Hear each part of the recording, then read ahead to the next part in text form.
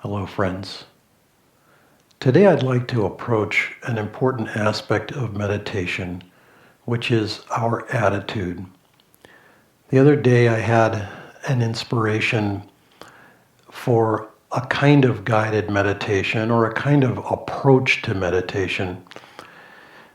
What if we thought of today's meditation as the very first meditation that we ever tried?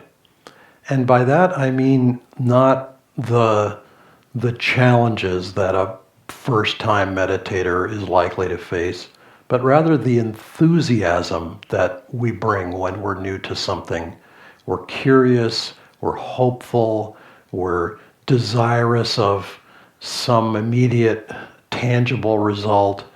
That enthusiasm is a key part of how meditation can come to us naturally, it can fill us. Swami Kriyananda said, if we want to experience joy in meditation, then we have to meditate joyfully. It seems sort of self-evident, but how often over the years I have found myself sitting to the chair with a little bit of a grim determination kind of attitude.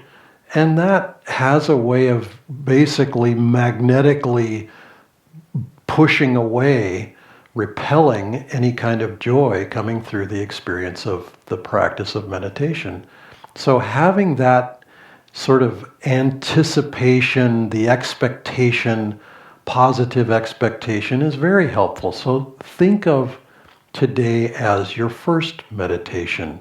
Think of each new breath or pranayam, each practice that you do, because of course there are many practices of meditation. We practice several on this path, the Hong Sau technique, where we simply watch the breath. Well, what if we thought of this breath as my very first one? This is the beginning. This is as the saying goes, this is the first day of the rest of your life. This is the beginning of that new chapter of my life. Think of each practice that we do, each kriya, each prayer, with that kind of positive anticipation, and it very much helps to draw the experience that we're looking for in meditation. Now, similarly, think of this meditation as the last meditation that you will ever do. Or if that seems a little bit morbid, then think of it in terms of this is the last meditation of that chapter of my life, which will be over as soon as this meditation is over. Because, of course, as soon as that meditation is over, the new part of our life begins. The old chapter of our lives is over with. And in that way, we can stay very present in our meditation. The spiritual path has sometimes been given an uncomfortable image, the image of a razor's edge. I don't know about you, but the thought of walking on a razor's edge sort of gives me the willies. It sort of gives me the thought that my feet are going to get cut or whatever. It's not a very pleasant image necessarily. But it has, if we really analyze it and think about it carefully, a razor's edge is like the difference between the past on one side of the razor and the future on the other side of the razor. And we may think of that edge as being extremely insubstantial. It's just the narrowest margin, this moment, this now that we have, is the narrowest, tiniest reality. When we have eons stretching out behind us and eons stretching out ahead of us, and yet, now is all we ever have.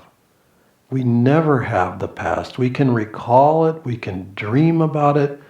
In various books, the past has been described as, in one book series I read, there was a mirror, and if you looked into that mirror, you saw your ideal past, sort of the happiest image that you could aspire to. And people would just get lost in that mirror. They would starve to death just gazing in awe and reverence at that mirror, hoping and dreaming. But they are looking at a myth. they're looking at a sort of, a conceptualized past. And similarly, we can dream about the future. We can hope for the future. We can fear the future. God forbid that whatever it is that happens in the future. And yet the future also is a dream.